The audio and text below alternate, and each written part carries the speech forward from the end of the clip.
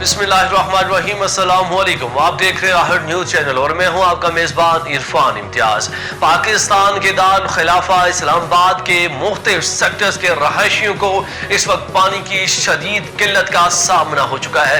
पाकिस्तान दार खिलाफा इस्लामाबाद के मुख्तलिफ सेक्टर्स के रहायशियों को पानी की किल्लत की वजह से शदीद मुश्किलात का सामना है। उनका कहना है कि पानी की किल्लत की वजह से हमारे रोज़मर्रा ज़िंदगी की जो रूटीन है, रोज़मर्रा ज़िंदगी के जो काम है, बहुत मुतासर हो चुके हैं। हमारे घरों को, हमारे बच्चों को, हमारे रहायशियों को पीने का पानी मैसर नहीं, जिसकी वजह से वो टैंकर्स का पानी डलवाने पर मजबूर है। और टैंकर्स माफिया का राज हो चुका है। टैंकर्स माफिया की मन मानियां भी उरूज पर हो चुकी हैं, जिसकी वजह से हमारा जीना महाल हो गया है। हम जाएं तो जाएं किस तरह, हम जाएं तो किसके पास जाएं। मुतअद्दिद बार दरख्वास्तें देने के बावजूद, मुतअद्दिद बार जो है चेयरमैन सीडीओ को भी कहा गया, इसके अलावा दीगर आला हुकाम को भी कहा गया, एप्लीकेशन दी गई, लेकिन इसके बावजूद दाद रसी नहीं की गई। अगर जाए तो जाए कहाँ? पाकिस्तान का दारुल खिलाफा इस्लामाबाद, जिसका ये हाल है कि पानी की सहूलत भी मैसर नहीं की जा रही, तो यहाँ से आप ये हिसाब लगा लीजिए पाकिस्तान के दीगर शहरों का क्या हाल होगा।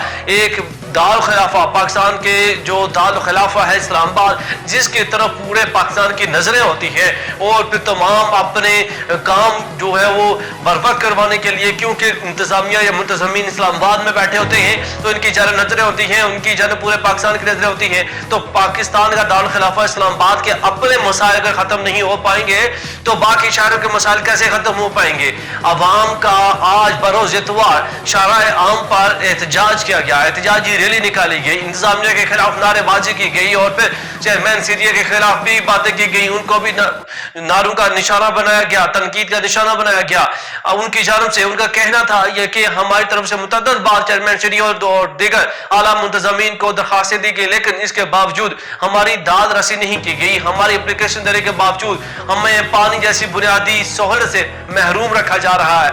इससे पहले भी एक जो बिजली गैस बहाली तहरीक के सदर है मलिक जाद महमूद की जानब से, उसके चेयरमैन जावेद इंतजार की जानब से मुतअद्दिद बार बिजली गैस बहाली के हवाले से कैंपेन चलाई गई, बिजली गैस बहाली के लिए कोशिशें की गई, और फिर उन कोशिशों का रिजल्ट भी सामने आया, काफी लोगों को इससे सहूलत मिली।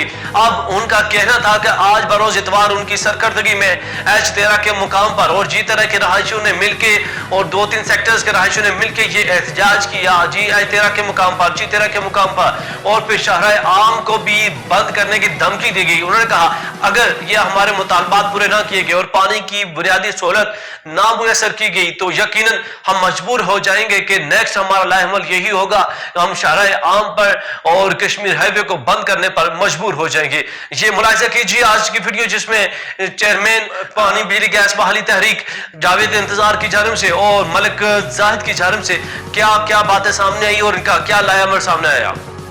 बातें तो मैंने बहुत करनी थी, बल्कि मेरा तो प्रोग्राम ये था कि हम कश्मीर हाईवे को बंद करेंगे, लेकिन नासिर साहब क्योंकि मेरे छोटे भाई हैं, इन्होंने कहा कि इस दफ़ा माफ़ी दे दें, अगली दफ़ा इंशाल्लाह हम कश्मीर हाईवे भी बंद करेंगे। बाकी बात यह है कि चेयरमैन सीडीए तक मैं आवाज़ पहुंचाना चाहता हूं। चेयरमैन साहब, जब आप कानून बनाते हो तो H13 में जब कोई प्लाजा बनता है तो तुम कहते हो ये जोन 1 है, यहाँ कमर्शियल एक्टिविटीज नहीं हो सकती। जब आप G12 में आते हो तो कहते हो कि ये जोन 1 है। चेयरमैन साहब, ये तेरे बाप की जायदाद नहीं है, ये लोगों की जाती प्रॉपर्टी है। जोन 1 तो हमने कहां से निकाल लिया है, ये लोगों की मलकियत है।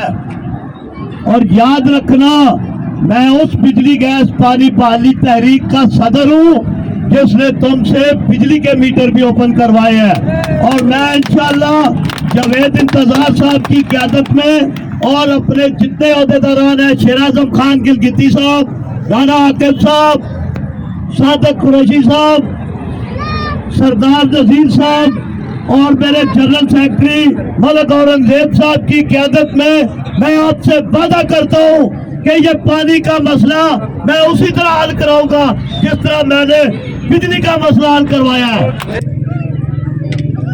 आईने पाकिस्तान में फंडामेंटल राइट्स की 20 शिकें और शिक नंबर 18 में वाज़ेह अल्फाज में ये लिखा हुआ है कि जब एक आदमी इस्लामाबाद के अंदर 3 मरले 5 मरले 10 मरले या एक कनाल की ज़मीन खरीदता है और उसकी रजिस्ट्री करवाता है तो बुनियादी ज़रूरियात ज़िंदगी उसका आईनी हक बन जाता है।